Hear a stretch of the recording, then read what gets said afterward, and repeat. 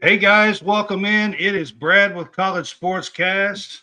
We are here tonight to do our Big Fuss Show, Week 41, Season 2.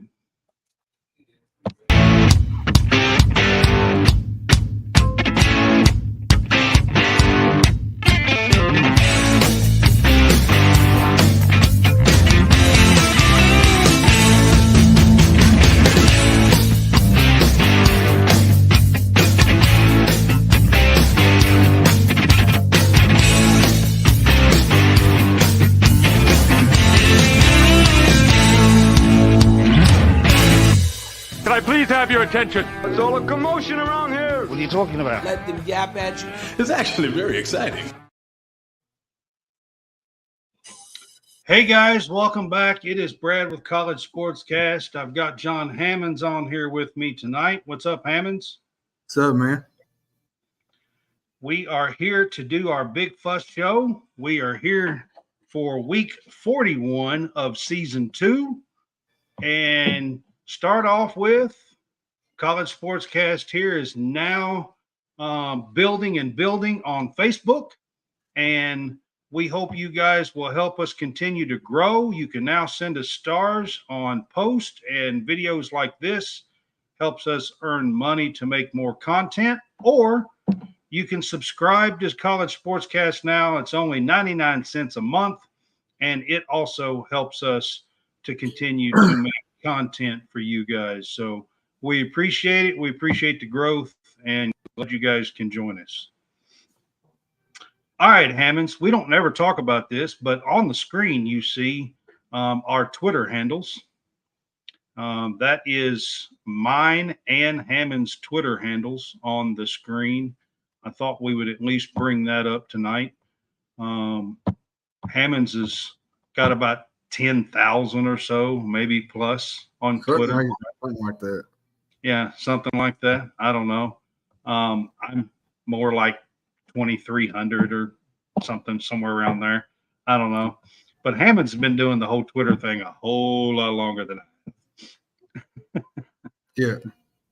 A whole lot longer than I have. All right, so we got a bunch of people on with us.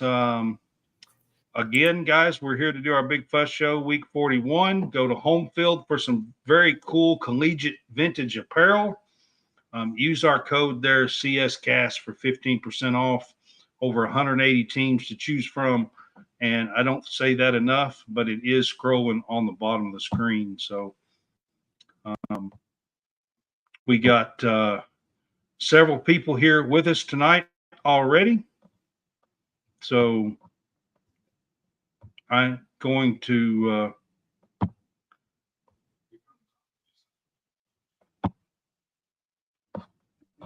put that in our comments and stuff and kind of look at our comments here.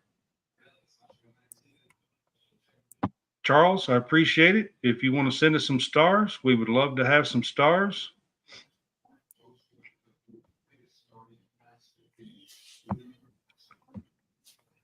All right, guys. So we're going to start off the show tonight, and we are going to talk about college baseball. So we got some SEC matchups that are big this weekend. This is the final last weekend of SEC and college baseball. Starting next week will be the SEC baseball tournament. There is basically 4 teams right now that are vying for the number 1 spot in the SEC. Yep. Kentucky is leading, and we also have Arkansas and Tennessee that are tied 1 game behind us. And then Texas A&M technically still has a shot, but they're 3 games behind. So they need a lot of help. But there's really about 3 teams that I think really have a chance this weekend. You got Kentucky, Tennessee, and Arkansas that have a shot at the number 1 seed in the SEC tournament next week. And then you got the big series is with, Kentucky plays Vandy Friday, Saturday, and Sunday. You got Tennessee playing South Carolina. You got Georgia. I can't remember. I think they play Florida, if I'm not mistaken. And then you got Arkansas and Texas A&M playing this weekend. So still a lot to be determined. And, even Florida, they're still in that, opportunity window to where they can get to the NCAA tournament. They're on the bubble, and I was going to start with them. So this weekend, I'll kind of run down the SEC matchups this weekend. Florida and Georgia are playing each other. Florida is 26 and 25, and they're kind of on the NCAA tournament bubble right now, not the SEC tournament, but the NCAA tournament bubble. And Georgia's 38 and 12. They've had a heck of a year compared to what they did last year. They are in third place in the SEC East behind Kentucky and Tennessee. They are 16 and 11 and in third place in the SEC East. So Florida's got a pretty big matchup here with Georgia and needs a win, but got to get at least one. They do. And the criteria is that if you don't have, over 500 record, you don't make the tournament. So Florida's going to have to win some games. They're at least going to have to take at least 2 out of 3 against Georgia, and hopefully they can win some games in the SEC tournament to give them an opportunity to go to the tournament. So South Carolina plays Tennessee at Tennessee this weekend. It's a huge matchup. South Carolina has been ranked most of the season. They are still ranked. They're 24th in at least one of the polls. Tennessee is number 1. They're playing Tennessee. It's at Tennessee. But it is a big weekend for this matchup. South Carolina's 33 and 18. Tennessee is 43 and 10. So, it's a big matchup. And like I said, Tennessee has a chance here to win the outright SEC. They're 1 game behind Kentucky, and they have the tiebreaker. Yeah, they do. And, Kentucky still has a chance to get the overall number 1, and Tennessee has that chance. I'm not so sure on Arkansas. Arkansas is going to have to do some work against A&M this weekend to get that opportunity. But if you look down the row here, the top 4 in the SEC, they're probably looking at a top seed in the SEC, in the NCAA tournament. Oh, yeah. I mean, right now, I would think all 4 of those, even Georgia has a shot at the 5th seed or 5th best record here of being a host, a super regional host. So, those are some of the others. So Vanderbilt comes to Kentucky. This is a home series this weekend. And Vandy is not – I think they've lost like 7 SEC games in a row. They're 34 and 18, but they haven't played well down the stretch. This is a series Kentucky needs to absolutely win. Be great if they get the sweep. If they sweep, they win the SEC outright, and we'll have the number 1 overall seed in the tournament next week. Yeah, and Vandy's got a really good hitter in R.J. Austin. He's a really good hitter.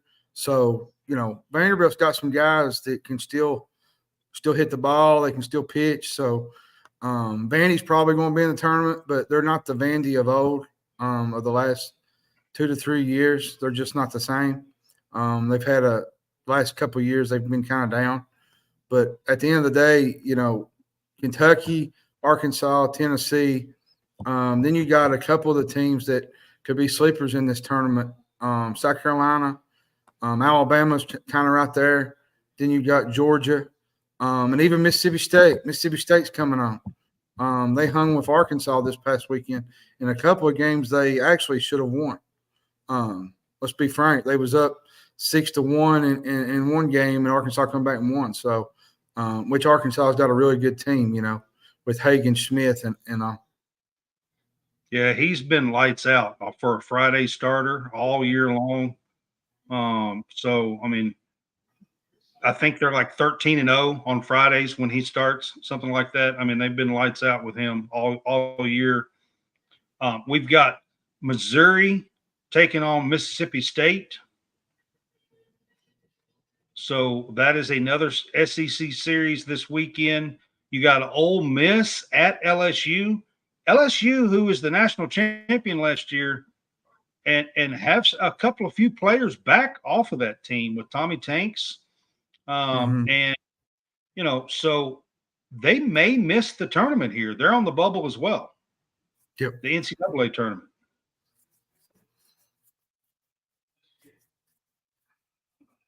It's a tough call for them. I mean, they may miss the whole thing as well. So I'm not real sure what's happening in the comment section down here, but yeah, me either. We're not talking about any of that, so I'm just kind of letting it go. So I'm not real sure, to be honest. Bunch of idiots, if you ask me. But anyways. So, Ole Miss versus LSU. You got Alabama at Auburn this weekend in the SEC as well. And you got a real big series down at Texas A&M. You got Arkansas versus Texas A&M. That is going to be one heck of a series. So, I mean, what do you think about that series, John? I mean, that's two of the teams that have an outside shot of of winning the SEC here this week. There's chances any. I mean, Arkansas, like I said on Friday, I mean, they've pretty much been lights out with Hagen Smith. So, it's, they definitely have a chance here to win the SEC. Depends on what Kentucky and Tennessee does, of course. And playing against Texas A&M is going to be really tough. Like, they have a hitter's lineup. They do. A&M's got a really, really good team, and they got some really good pitching too. Braden Montgomery is really good for A&M. They got Jace Lavalette. So A&M and Jackson Appel, I think he's averaging 347, I think, batting average. So Texas A&M's got a really good team. So they do. They absolutely do. Like I said, they're an offensive team, and they have a heck of a lineup. Those are the SEC matchups this weekend. I wanted to kind of run through the matchups for the SEC baseball. Let's talk about SEC baseball tournament. It's next weekend, or starts next week, I should say. We'll start next Tuesday night. Yeah. Not every team makes it. There's 14 teams in. Only 12 of the top 14 makes it into the SEC tournament. Yep. Auburn looks like they're going to be out. And LSU is on the verge of, if they don't win this series this weekend, they may not make it. Yep. Which is pretty much unheard of for LSU not to make that. Especially after them winning the national championship last year. So, which, to be granted, LSU lost a lot of their top talent too. Like a lot of their pitchers, they lost Cruz. So, yeah.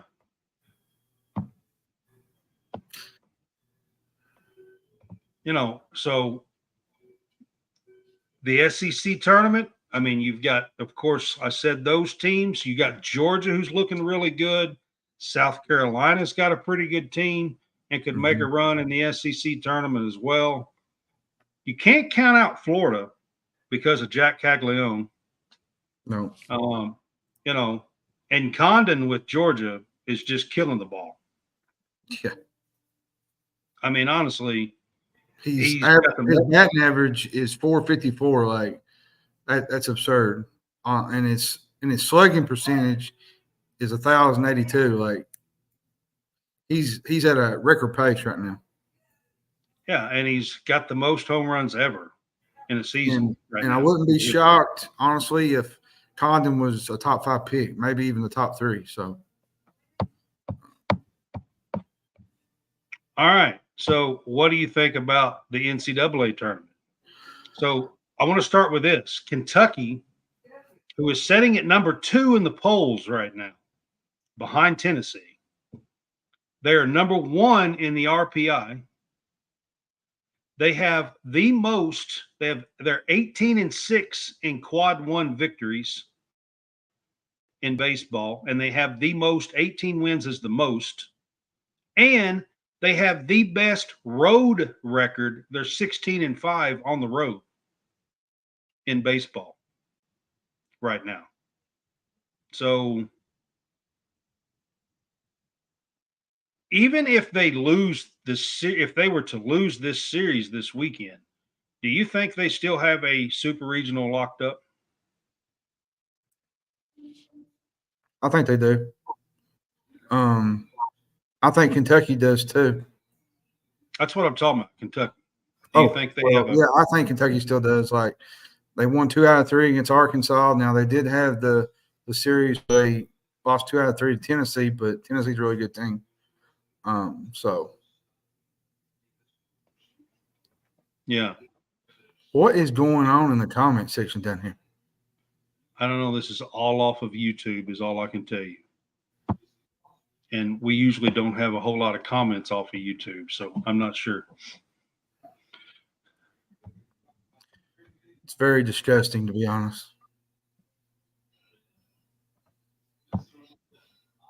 It's all off of YouTube is all I can tell you. All right. Let's move on, John, and go to our NBA Draft Combine. So who is kind of stood out to you? I know that Shepherd, had a 42-inch vertical leap yesterday. Looked like he was doing pretty good in the three-point contest. Mm-hmm. But besides Shepherd, or if you want to talk about Shepherd, who else has kind of stood out to you in the NBA Draft Combine? Jamal Shedd. There's a few other guys, like you said, Reed Shepherd, Ron Hollins impressed me. Wooga Poplar has impressed me. I think Dillingham's played really well and done great. The Sarr kid that's probably going to be number 1 overall. He's playing really well. You think he's going to be better than his brother, Olivier? I think so, yeah. Yeah. To me, he will be. And plus, this is a really down draft compared to most years. So it's not top heavy like it normally is. So I got to ask you, Bronny James. I got to ask you about Bronny James. There's been all kinds of talk whether he should be in there and should get drafted or shouldn't get drafted. I personally don't think that he's really all that great of a player, but I will say three-point shooting yesterday, he hit 21 to 25 in that drill that they did yesterday in three-point shooting contest, basically, and looked really good at times. Do you think there is a outside chance that this kid gets drafted? I mean, you know who his dad is, so. Yeah, I say he does, but it might be late second, maybe later on, close to the end of the second, maybe. I think he's a good depth piece. I just don't see it with him. Well, I gotta ask you. There is some talk, and there's been some stuff going around that the Atlanta Hawks, who got the number 1 pick, that they actually might consider drafting him number 1 just so they can sign LeBron and team him up. Is that even remotely in play? Because I think it's just a joke, is what I think. Yeah, I don't think that's going to happen unless somebody else trades down and tries to figure a way to get him or whatnot. I just don't see Atlanta taking him number 1 overall. I mean, I mean, you talking about listen, if LeBron James was 10 years younger, okay, I would probably even 7 years younger. I would say, okay, maybe you do that. Maybe But think about it, yeah. But we're talking about a guy who's going to be like 39, be 39, be 22 years in the league next year. Yeah. I mean, so you do that to get him for 1 year, maybe? I just can't see that. What do you think? I just think it's not I just don't think it's reasonable at all in play. Nah, I don't either. I just don't think it's in play whatsoever. So, in my opinion. All right. So Justin Edwards today, I'm going to ask you about him. He played a scrimmage. He had 14 points, I think 6 rebounds, a couple assists in a scrimmage with at the NBA Draft Combine today.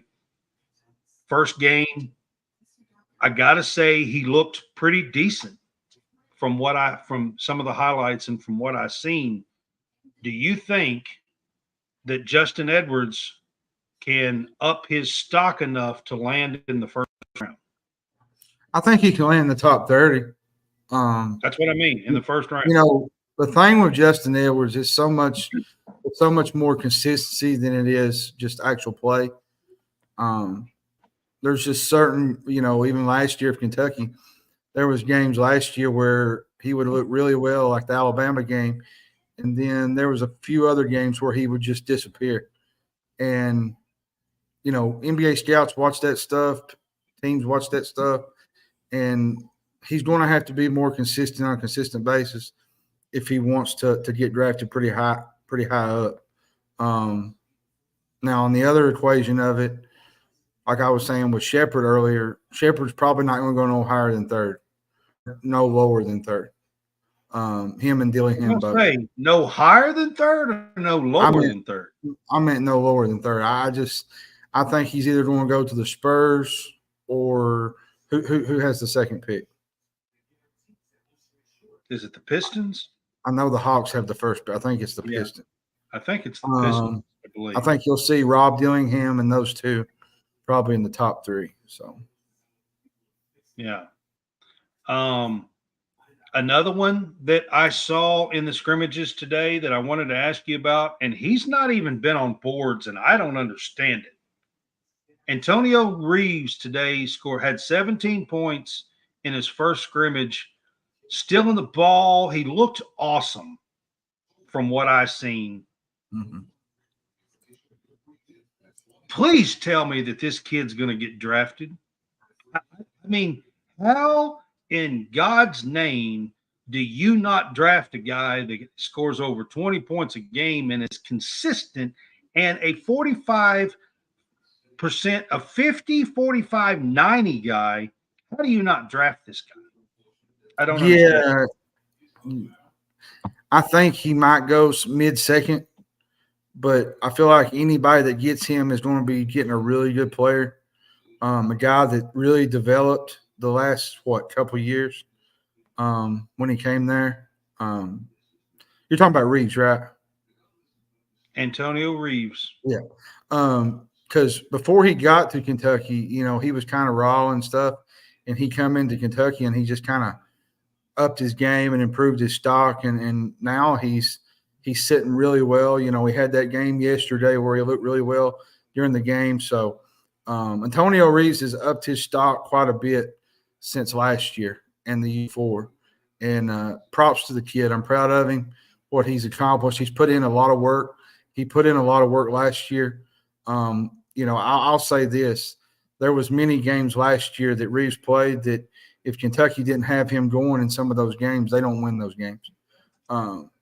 He took a lot of those games over. And, I think you read a stat where Reeves had so many amount of 20-plus games, 20-point games. 22 or 23 or something like that. Yeah, something like that. And, that's impressive, what he's done and what he's accomplished. And I hope somebody takes a chance on this guy and gives him an opportunity to showcase his talent. Another one I want to ask you about. I got to give some props to the guy, even though he played for Tennessee Vols last year. I got to give some props to the guy. I got to ask you about Dalton Connect. I've been hearing some pretty good. He's been impressing at the combine so far, from what I am hearing. And I got to ask you about Dalton Connect. What do you think about Dalton Connect is just a pure shooter. He was like that all year with Tennessee. When Tennessee needed a big bucket, he made plays for them. I think last I looked, I think there was a mock draft that had him going 8 to the Memphis Grizzlies. That would be a perfect spot for him because they're kind of in between right now, and I think he would slide right in there and play a little bit. With the Grizzlies, if you get your main guy back and put Dalton Connect with him, with what they got, yeah, I mean, that's it can be a dangerous combo, especially from the outside, And Dylan Connect is just not a shoot the ball around the paint either. Like he shot the ball 3, he drove, he made plays, he passed the ball. Like he's a 5-tool player. Does he go? Do you think he's a guaranteed top 10 pick? I think he is. I think he's top 10. If he's not top 10, he's top 15 because somebody's going to take a chance on a guy that has that kind of tools in his arsenal. I mean, listen, I gave him props all season long on our show here. Every time we were doing our game day pick'ems, I talked about how well he was playing, how he was fun to watch. And I have heard already that he's been pretty impressive in the NBA draft combine, at the combine so far. And it would not surprise me at all if he is not guaranteed here a top 10 pick at the end of June in the NBA draft. He's somebody that I absolutely wanted to bring up. You talked about Robert Dillingham. There's 2 things about Dillingham. He weighed 162 pounds. That is so slight, man. I mean, do you think that'll be an issue at all? I'm not talking about for the draft because I almost think he's almost going to be a top 5. But playing in the NBA at 162 pounds, I'm not so sure. You think that'll be an issue for him? Nah, I don't think the weight's going to have much to do with it. Dillingham's going to do his thing, man. You watched it all season long. There was a couple games where he had bad games, but at the end of the day, he's Rob Dillingham. He's the shifts. Like he knows how to take control of a game and he knows how to win, and he's got that winning attitude. And the thing about it, I tell people, there's a good chance that he could be with the Spurs. You put Wemby with him, that's a dangerous Spurs team that's rebuilding, and they could be having a winning season in just Wemby's second year. And I think that's a good fit for him. They picked number 4, so the Spurs and being, taught by the greatest coach of all time, Greg Popovich. Like Popovich might be one of the greatest coaches of all time. He's just he knows how to win. He knows how to put things together. He's got that winning mentality. He's won championships. So put Rob Dillingham on that team, and I think you'll see Rob do some big things. Yeah, I mean, I just noticed how slight he was in the weight department. I mean, 6'1", he measured at 6'1" and 162 pounds. So, I mean, but the dude has as much confidence as you could possibly have on the court. Like, he doesn't think anybody can stop him. So, I mean, I don't see how he's not a top 5 pick. And let me ask you about Shepherd with his jump and his athleticism yesterday, shooting threes. He was already being talked about as possibly the third or fourth pick in the draft. Is there an outside shot that he slides up as the number one pick? Do you think that's a chance, or do you think he really goes second, third, or fourth? I think he goes second, third, or fourth. I think Sarr is probably going to be your number one overall pick. Just my opinion. I think Reed is either going to go to the Pistons, the Spurs. God, I hope he doesn't go to the Pistons. They've been so. Well, I mean, yeah, they've not really had great teams in as of recent. So, but I mean, they just don't seem like they can get it together, and they've had like number one, number two picks. Yeah, and they have a lot of like talented players, and they just can't put it together. It seems. I will say this though. I think anywhere Reed goes, though, he's going to do really well. He had that bad game against, Oakland, but sometimes kids mount under the pressure and sometimes it just happens. And I think, he's proved that this week, especially in the combine, that he's got his head on his shoulders, chip on his shoulder. He had the 42-inch vertical leap. He shot really well. He's trying to impress these guys, and I think he done a really good job yesterday. He was showing off quite a bit yesterday. Kyle Tucker said he had some drip in that 3-point shot. Yeah. I mean, I heard it too. I think he hit 19 of 25 in that same drill I was talking about. That Bronny hit 21 of 25. Mm-hmm. Yep. I mean, that's not too bad. 19 of 25. No, that's better than I could do probably. So I mean, that's not too bad. That's only 38. That's 76%, something like that. 19 of 25. So yeah. I mean that's not too bad. And I just got to say this: white boy can jump. Yeah, he can. That's all I'm gonna say. Yeah. I mean, that's impressive. A 42-inch vertical for a 6'3" guard. Yeah. Is pretty impressive. And I'll tell you where I've seen it the most in his play this year. Those 3-point blocks, 3-point shots that he would block in season, you don't see that very often. You don't see a guy that can get up and block a 3-point jump shot. No, you don't.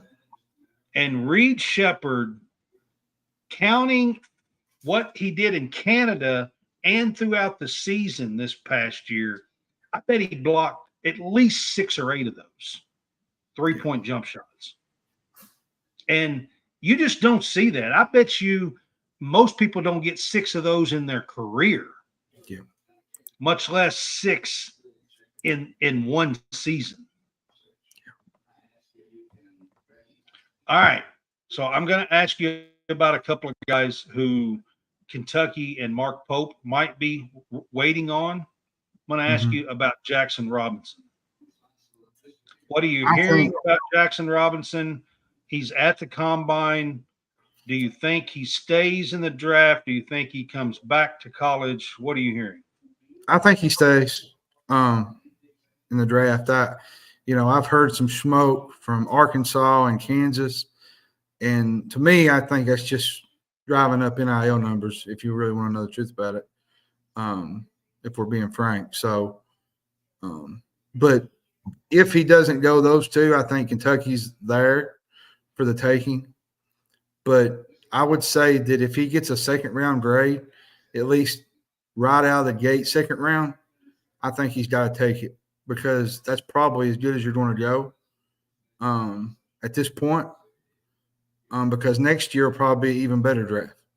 And you take it and strike it while the iron's hot.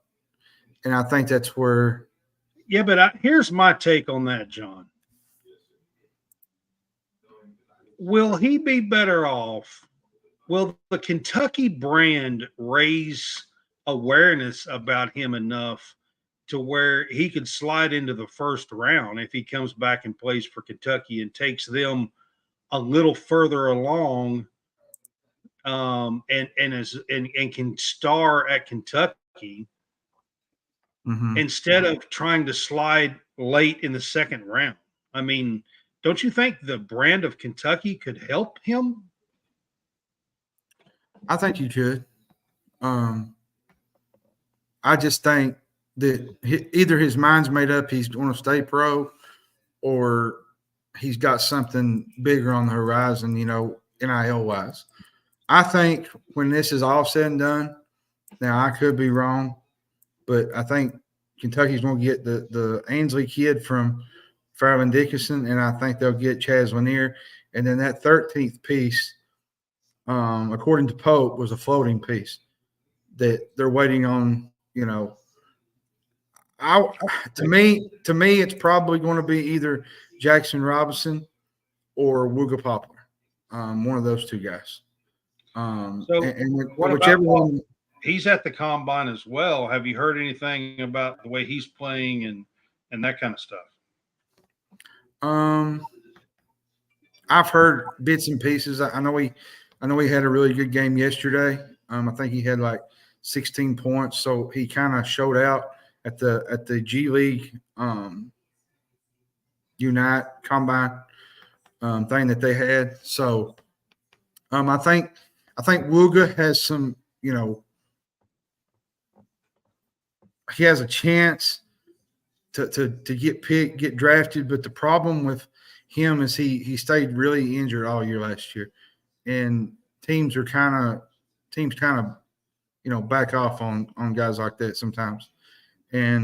But I think there's a good chance though that Poplar comes back, but there's also a good chance that he could stay in college next year.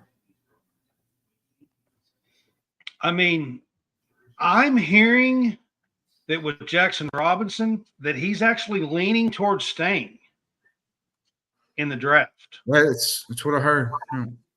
I don't know that I fully agree with that call, because everything I have seen has him between 50 and 60. And there's only 58 picks this year in the 2 rounds. 2 picks were forfeited for trades and everything else that's gone on over the last few years. So 2 picks were forfeited. There's only 58 picks this year. I think you're taking a chance. You wind up with a 2-way contract and play in the G League. Would you rather play in the G League, or would you rather play for Kentucky and make NIL money? I would rather play for Kentucky and make NIL money, to be honest. I mean, I think that's a no-brainer. That's not even – I'd rather play for anybody in NIL than play in the G League in where nobody even knows that they even play.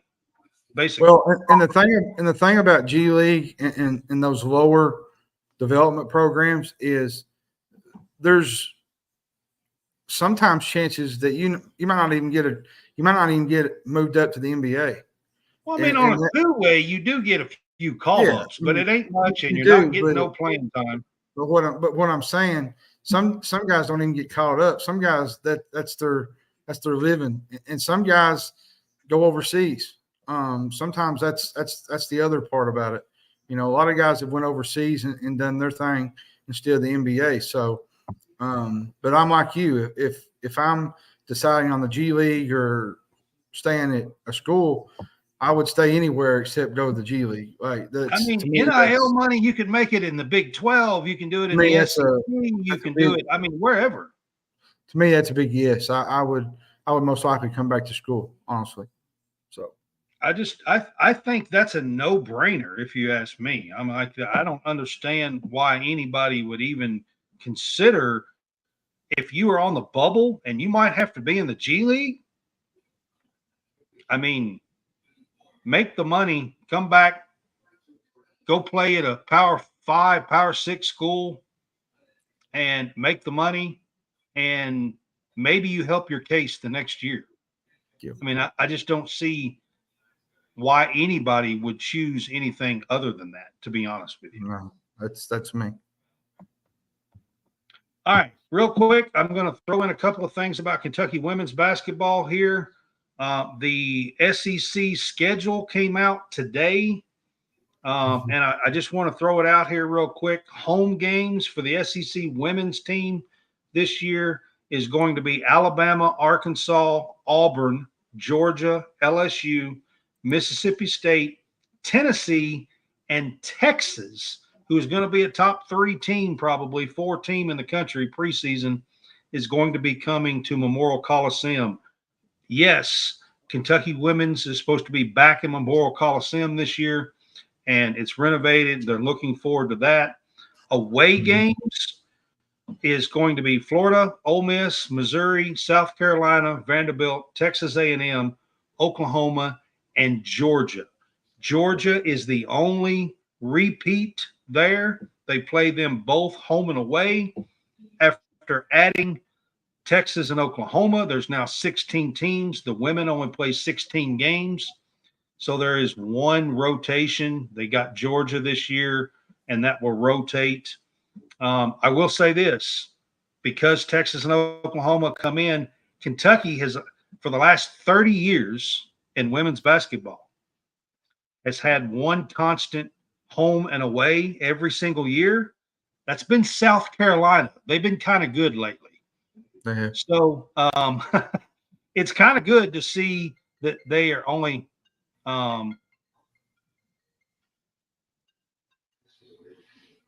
I'm not sure what that is. I was just trying to look at it. No idea what that is. But anyways, not playing South Carolina is a big, huge plus. They're not playing them twice. They do have to go on the road. They just don't get them at home this time. And then the second thing that I wanted to bring up on the girls, ESPN put out top 25 recruiting class rankings today. And there were 5 SEC teams that made the top 25 in high school recruiting. Kentucky was 3rd in the SEC. They're ranked 11th. They have the 11th best class in the country. Only South Carolina and Texas were better. So the 3rd ranked class by ESPN, they're ranked 11th overall by ESPN. Clara Silva, 6'7" Portugal, from Portugal, and Lexi Blue are the 2 stars of the class. That's not including the transfer portal. That's just the high school rankings. And I did want to throw that in there. The girls are vastly improving their roster and their team. Kenny Brooks is doing great, and I can't wait to cover them next fall. So I wanted to throw that out there for them. And then, John, I wanted to ask you, Oregon State and Washington State signed a football TV deal. Did you hear me? Pac-12 couldn't get it done. Right? Right. The Pac-12 couldn't get it done. But Oregon State and Washington State signed a football TV deal. I think it's big.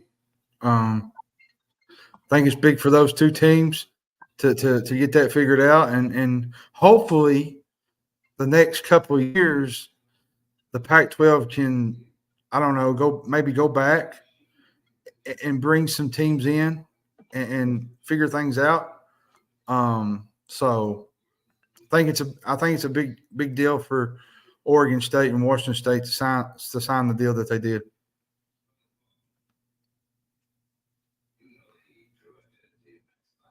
I'm here. I'm just trying to shut this off. No, you're good.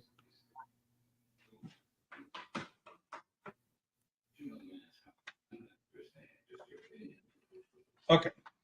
I'm back. I have no idea who in the world or what somebody's even trying to call me on.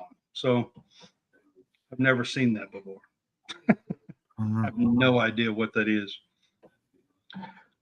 So, anyways, Oregon State and Washington State, of course, part of the Pac-12 that fell apart, but they have done an absolute excellent job. And I know that a lot of people are going to say and think that the Pac-12 is completely dead, okay?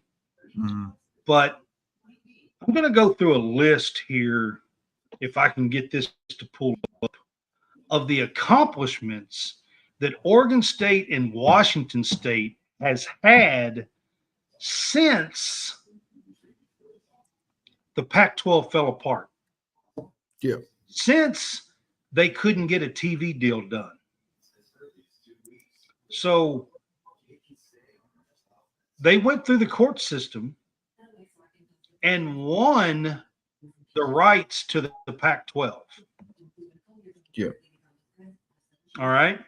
Not only did they win the rights to the Pac-12, they also got $65 million from the departing members to help them build something.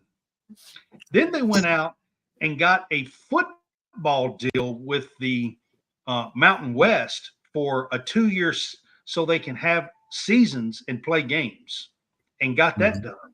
Then they signed a deal with the West Coast Conference for all the Olympic sports and basketball. So they could have a season for all of that stuff. It's pretty impressive, John, what all Oregon State and Washington State has done to survive. It has. It's been impressive, to be honest. And I know most people think that they're going to just die and die out, and the Pac-12 is going to die. But they have gotten money on this. They just signed a TV deal. They're getting 13 games on the CW and Fox Sports.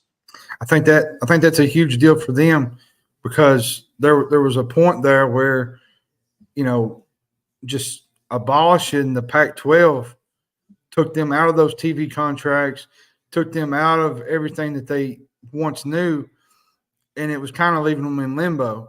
And now that they got this TV deal, it's going to up the game a little bit and give them a little bit more exposure on TV. Not just exposure, they're going to be getting some money from this deal too. Money. Yeah, and money too. So I mean, I'm sure it's not anywhere in the $50 million range that the SEC and Big Ten teams are going to get. But even if they could get $3 or $4 million a piece out of this deal and put it together with their 65 that they won through the court system, I mean, they are gaining momentum and gaining money in order to do something to attract possibly other teams to join and save the Pac-12. And I think that's a wonderful thing. I think what they're doing is a great thing. They're at least trying to build their brand and maybe possibly, like I said a minute ago, get the Pac-12 back to running and get some teams in there that would fit that conference. Because I still think that the Pac-12 is not dead yet. I still think that there's going to be some teams come back and they're going to be added back to the – I don't think – while we're talking about it real quick, where do you think they look to? I know everybody says Mountain West. Do you think they just try to get all the Mountain West to kind of reverse into the Pac-12? I think that they're going to pick about 6 of the best Mountain West teams. And then I think there's some other teams that I think they should go after as well. I think there'll be a couple of teams like Nevada might be one. Maybe UNLV might be one. Maybe San Diego State. Now, I don't know how that would affect basketball, but because that would kind of take them out of the Mountain West, which they would go to, a power conference instead of being in the mid-majors. And that would give San Diego State a lot of revenue and a lot of exposure because they would go from mid-major to Power 5. Absolutely. And if they can get a package TV deal to combine all these teams together, Yeah. I think it's very viable, and I'm going to throw out a team that I think they got to go after, and nobody's talking about them. I think they absolutely, and they do not play football, but the Pac-12 used to be with UCLA, used to be a power basketball conference. Yeah. And I'm telling you right now, if they want to form a power conference, they absolutely have to go after Gonzaga. They do. I'm with you. I think Gonzaga leaving the West Coast Conference, I think it would help them in general. Now you do have Grand Canyon moving to the WCC, which But is going to help. that offsets if they leave. That kind of helps offset the West Coast Conference by bringing in teams like Grand Canyon. I say what it helps though with these teams like Grand Canyon now, instead of worrying about like a one bid league in that WAC conference, they go from a WAC conference to the West Coast Conference where they could get maybe one or two bids. And ironically, they're bringing in some teams and they're making their league an odd number. It's 13. They're going to have 13 teams. Is that a sign that they know somebody's leaving? That's all I'm going to say. I think it could be, and I think it could be that the conference is changing and it's getting bigger. So it could go one or two ways. I mean, most of the time you don't bring in an odd number of teams. I mean, that's not the way that goes. No. You know.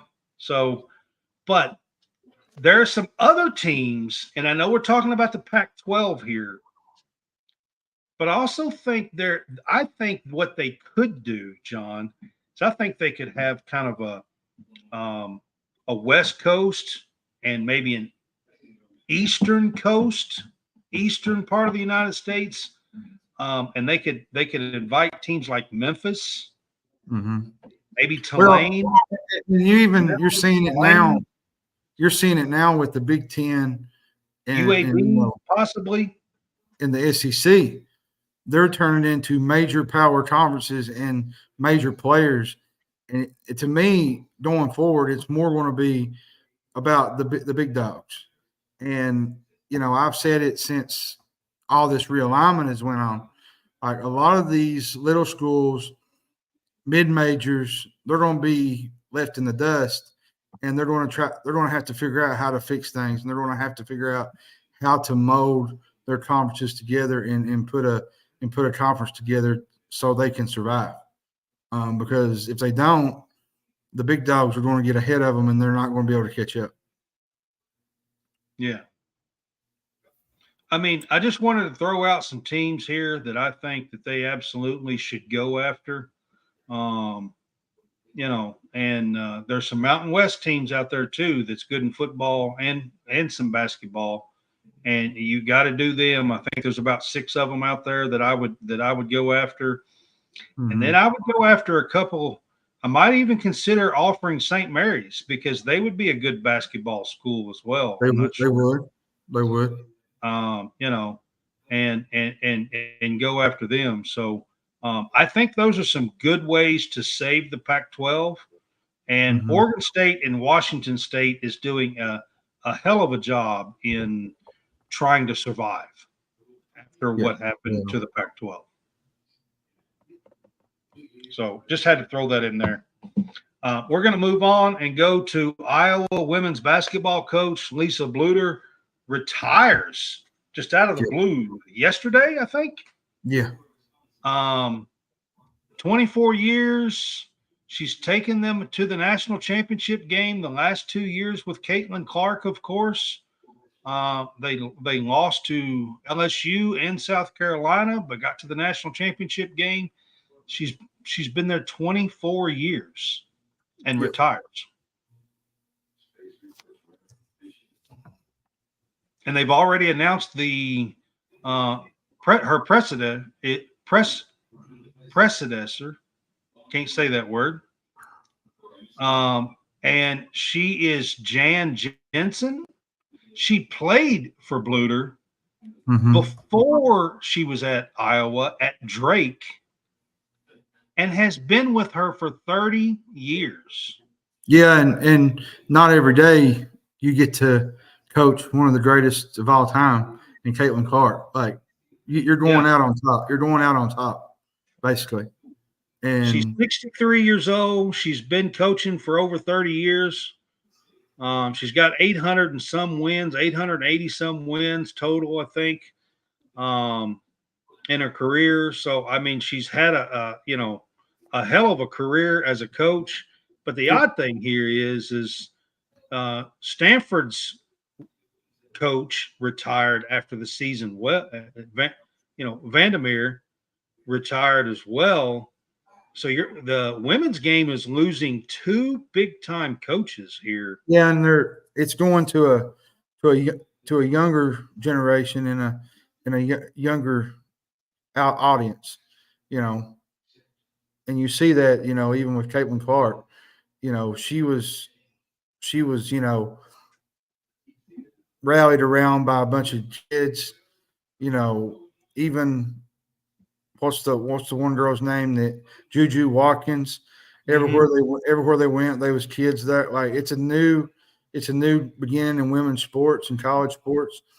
This whole NIL deal and the whole landscape of college basketball is changing, and not just in the women's game; it's the men's too.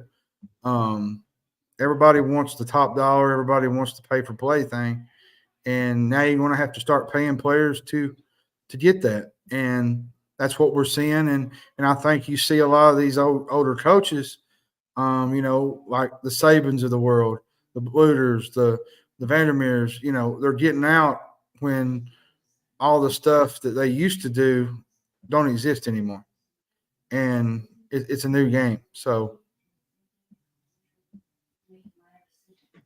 Yeah, I mean, the game is changing, that's for sure. And the women's game has been really strong the last few years.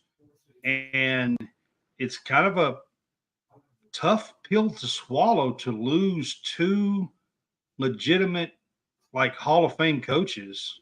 Yeah. Within a few weeks of each other here in the women's game. So I hate to see her go. It's been really, really fun the last, I'm going to say 3 years, because I have really been watching them the last 3 years with Caitlin Clark. I didn't watch quite as much of her when she was a freshman, but I've really enjoyed watching the way that she let Caitlin Clark lead her team. Yep. I mean, it's not every day that you see a coach that would let you shoot 35 footers whenever you want to. Not many coaches would do that. I'm just going to be honest with you. There's not many coaches that would allow Caitlin Clark to play the way that she does. She got to play freely and do the things that she knows, and she hit them. Like she changed the game of basketball the way she played, and props to her. And actually, and to be honest, her first game's tonight.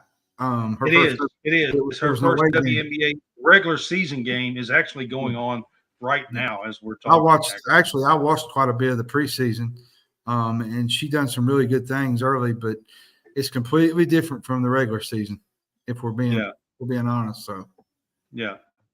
All right. So before we end up the show here, there was toughest college football schedule list that come out. They ranked the top 15. Okay. The 24/7 Sports done it.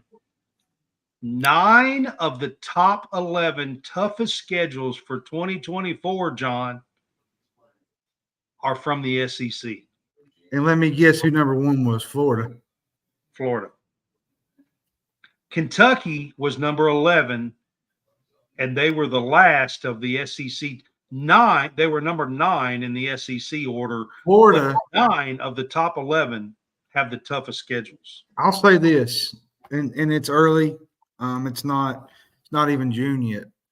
But if Billy Napier can't get to a bowl game. And we said this last year, and we sat here and said the same thing, that if he does not win certain games, he'll not be back. But look at this gauntlet. They play Miami, Florida, and the only early game that's really, I wouldn't say it's easy, but it's a non-con, but it's Samford. That's the only game that they really have a chance. They play 11 power conference schools outside of that. They play LSU. I think they play Florida. They play Kentucky, which is not a gimme game anymore. Their non-conference is Samford, and then they play Miami. They play Florida State. I'm telling you, they play 11 power conference teams. It's an absolute gauntlet. I looked at it today, and I'm thinking, where is there 3 wins in here? Like, where are they at? Billy Napier's got a tough road to hold. He had a good class. He's got another one coming. But I'm going to tell you right now, if Florida can't get to a bowl, don't you think they fire him in year 3 with no bowls? I do. I do. I really do. Update. Caitlin Clark lost her first game, but she scored 20 points and had 3 assists. It's going to be a little different than where it was at Iowa. It's going to take time, some adjustment. So yeah. But just a little update. But anyway, I had to talk about the toughest schedules. 9 of the top 11 schedules are SEC schedules.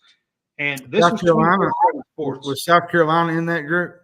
They were one of them. They were like 8 or 9, somewhere in that range, probably. Kentucky's is not as hard as it looks, but they were number 11. They were ranked 11th in the country. It's the back end. It's the back end that's tough. Yeah. The front end's not so bad. It's the back end that's really it's the fact that the road games that we have. The road games, yeah. The at Texas, the at Ole Miss, yes. Then I think they play Auburn at home. They play Tennessee. I don't think they get Mississippi State or Missouri this year. So they cancel those out for those 2. So yeah. But Kentucky was the 11th ranked toughest schedule in the country. Florida was number 1. And I don't see how Florida can possibly, if they can get to 6 wins, it's an absolute miracle of a season. And let's put it this way: if they was to get to 7 wins, I mean, give him Coach of the Year. I mean, seriously. Yeah. Facts. I'm serious. Facts. So, but I had to put that in there and kind of throw that up.